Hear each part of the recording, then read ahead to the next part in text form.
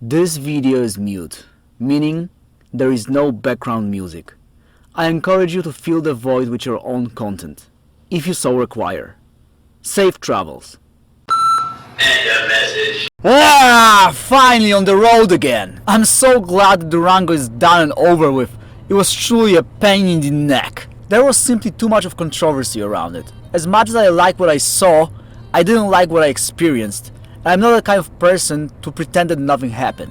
It wasn't easy to convey my message, as I wanted to keep it compact, but at the same time be as comprehensive as possible. That's the main reason why I was slow at editing my recent videos and dropping them online. Fortunately, things will be down the slope from now on, and I should be able to crank out my videos at a higher rate. Until we arrive at the next controversy. Sure, objectively, I'm at the peak of my life and I'm making my dreams come true. I'm experiencing great freedom and I'm able to travel America to my heart's content. This is my American dream. But there is also the subjective side, where controversy is my middle name. You see, I live the life of an outcast, as I go against the grain of practically every single aspect of life you can imagine. I'm genuine, honest, and I always say what I think. That's why I got many enemies, and people who in turn despise me, as there are not many of those who want to hear the truth. So do not expect any sugarcoating or an endless wave of positive vibes from this channel. We'll see what the road holds for us, but when the time of controversy comes, you can bet that I'll be as direct as it gets. But for now, let's chill and enjoy the road. Insert that cassette to the player and enjoy whatever music, or to be more generic, audio you like. It's road time, baby.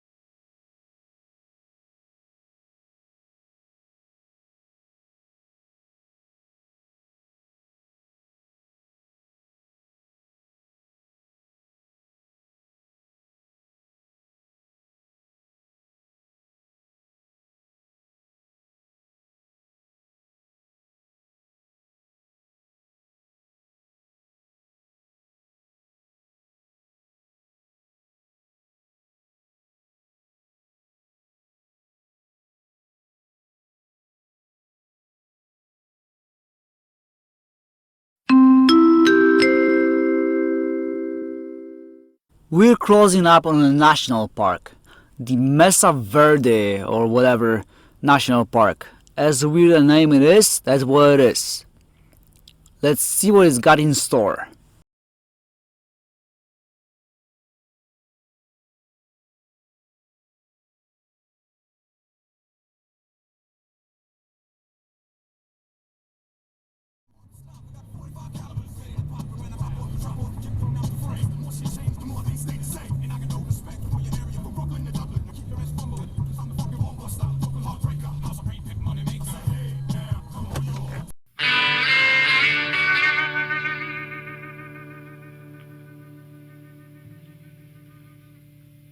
Alright, so hiking at this point is out of the question.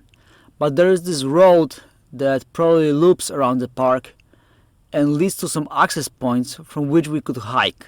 As this road requires you to drop off your trailer before you continue further on, I decide it's too late for it, and I simply turn around towards the exit. You see, I got this dream that after I finish touring America with my rig, I gonna do it once again, but on a motorcycle. At that time, I will explore all of the roads that were inaccessible or difficult for my rig, including this road and Highway 550. So, wait for it!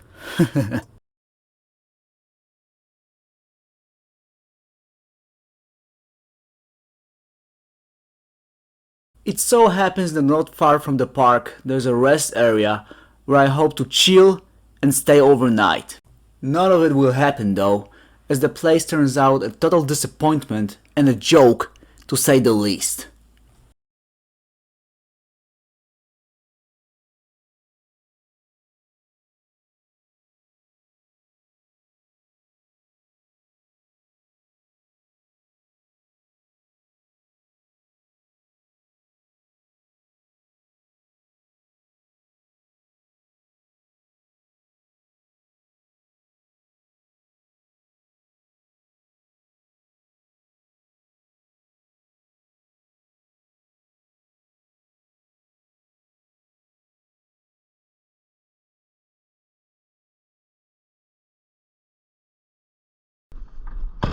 Alright, so there's a rest area about 50 miles away from Four Corners, so let's see.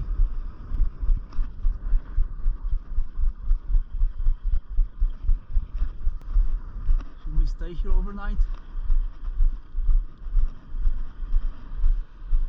Gotta chill because I got some work on the computer.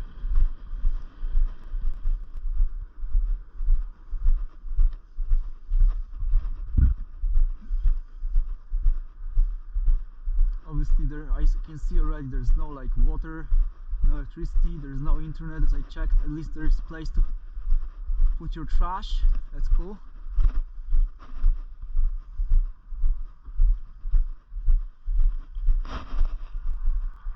What is this? Restrooms? Oh wow, there are outlets here. I wonder if they work. But look at this place, sheesh. Colorado.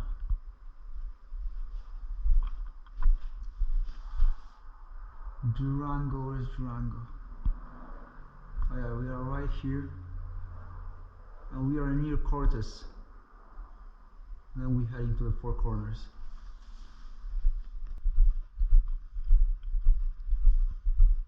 So I guess I'm gonna stay here. That's a good idea.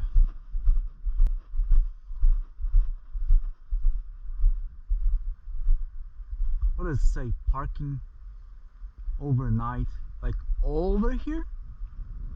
You can park here overnight, like over?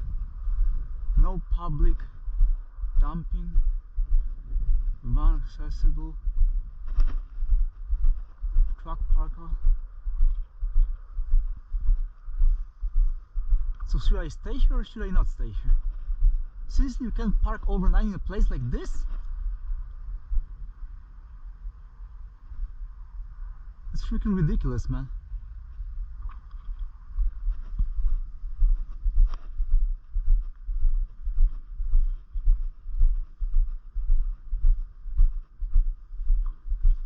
say that there's a access to trails from here, but I don't know.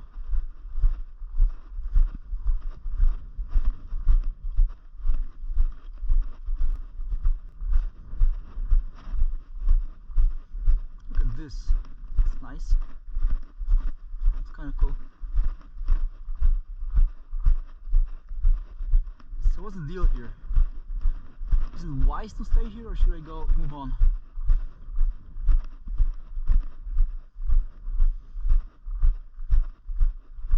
It's practically nobody here. Let's see. Hiking trail entrance. Do they mean this trail here? Sheesh. That's so funny. Private drive. No overnight. This is full of shit. Okay, I'm leaving from here because this is stupid. Never seen this in places like this in Texas or even in New Mexico. But here, what the heck is wrong with Colorado, man? It's useless. If there's no overnight parking, it's useless. This place is useless. That's so stupid.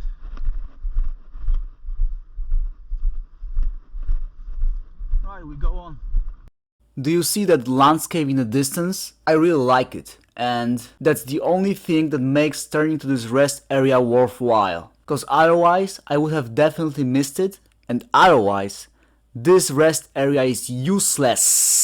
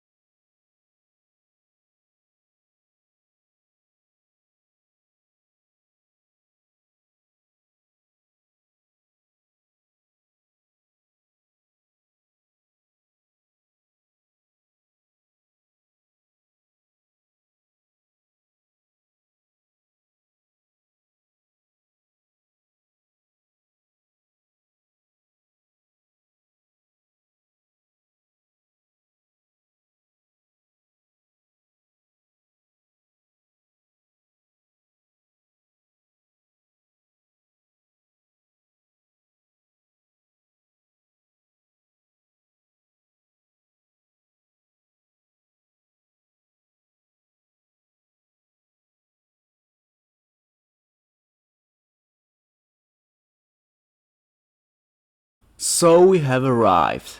There are two cool things about Cortez. One, it's got a Walmart, so a spot to park and rest. Two, it's the first place where I see and eat in an actual American diner. That's something I've been anticipating for the longest time, but as excited as I am originally, later on I discovered that it's simply a contemporary franchise imitating diners. We get lucky though, as this one is a pretty good imitation, while many times those restaurants look extremely generic and are no different from any other fast food joint.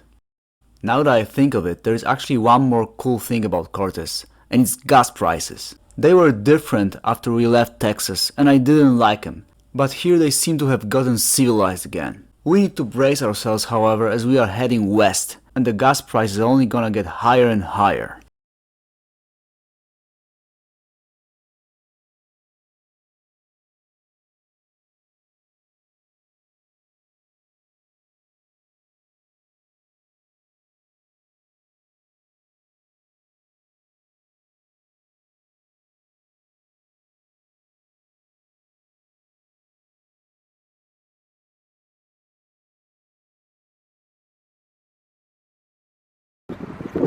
Look what I discovered, hiker.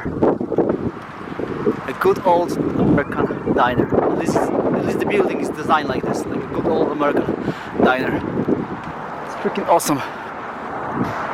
I mean, I'm anticipating something like this. Apparently there's plenty of them in like New England, Boston area, I mean Massachusetts, this area in the east is famous for this, like also Illinois or New York. I mean, this is so awesome.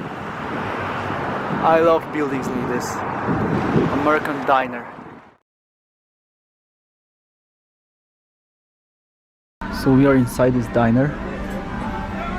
It's a place like this, cool. And I ordered some tea, obviously a main course too. It's just Lipton tea, but the interesting thing is that they bring you tea along with honey. 2 boxes of honey like this. That's interesting. So here it is, the main course. It's an omelette with some meat from ribs. There, I guess this is some kind of potato, toasts, a classic diner dish. So it's an omelette, and inside there is like a cheese and stuff with plenty of goodies. That's so awesome.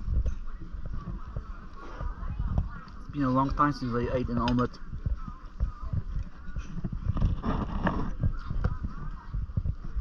Nice.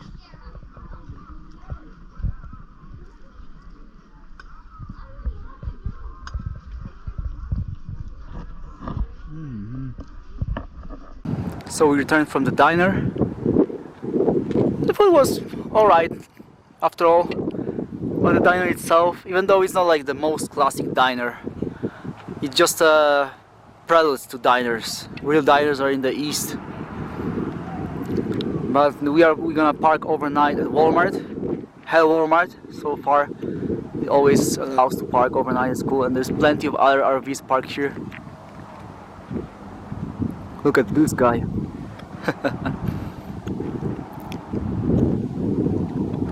Plenty of other RVs, and this guy is the most interesting. He also has got a van, the same as ours, and he's got 2 trailers. One trailer, the RV trailer, and then he's got one more trailer with motorcycles. He's really like kind of crazy. But I wonder how he's driving with his car, because I know that I would have much easier time driving my car in terms of mileage and also how the engine performs and everything if I didn't have the trailer. But he's got 2 trailers and he's got the same engine as mine, or even smaller, because mine is 5.7 and I think the newer models, because this is a newer GM, is like 5.3. So it's not that the car is struggling, but I don't want to push the throttle too much because it would eat too much of gas. It's eating a lot of gas already, and I wonder what that guy is doing, because really in consequence I'm driving very slow because I don't want to push the throttle. But that's also what I want to do, because I don't want to like hurry it up, but there tends to be like a huge line of cars behind me because everyone is like passing me. But what I think what this guy is doing, he simply don't care. He's just like pushing the throttle. He's got the money for the gas. He doesn't care, and he's simply going. But I want to make it as economical as I can. Or, I mean, I got money too, but seriously, I can't just like be careless with things. Here's the fancy trailer, Airstream. You can't talk to these people. I'm just laughing, but you know, you need to have a lot of cash, a lot of money to buy this. For a trailer like this, you could buy like even bigger trailer, better equipped, of a different company. But this is Airstream, so you know, it's a cool design, like a traditional, old-fashioned design. And apparently, this trailer is also super hyper equipped. So yeah, let's go back to our home.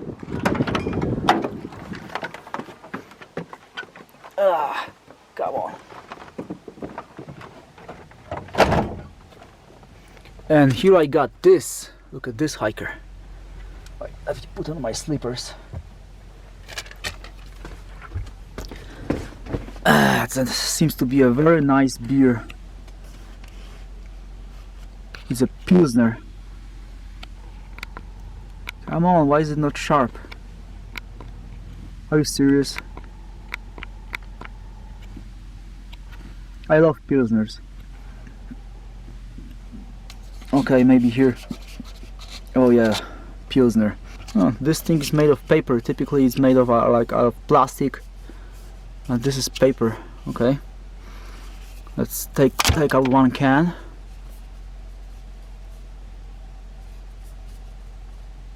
Pilsner.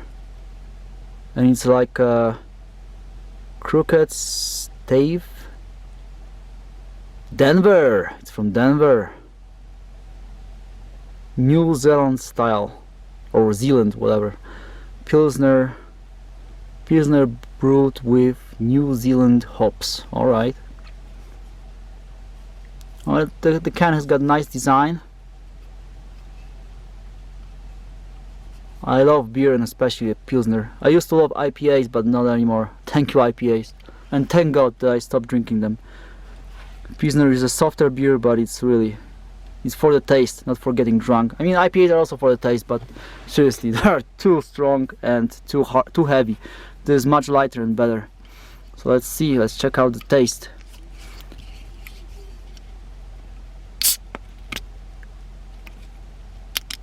Ah, oh yes. Let's see.